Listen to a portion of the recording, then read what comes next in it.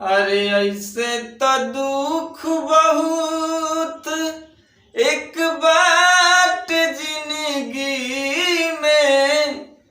अरे ऐसे तो दुख बहुत एक बाट जिंदगी में। पैसा के मोल बाकी यही जे बुझाता। निर्धन के रोग जानी दी है विधाता। निर्धन के रोग जानी दी है विधाता। अरे ऐसे तो दुख बहुत एक बाट जिंदगी में। पैसा के मोल बाकी यही जे बुझाता।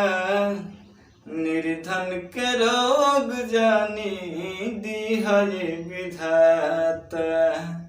निर्धन के रोग जानी दी है विधाता।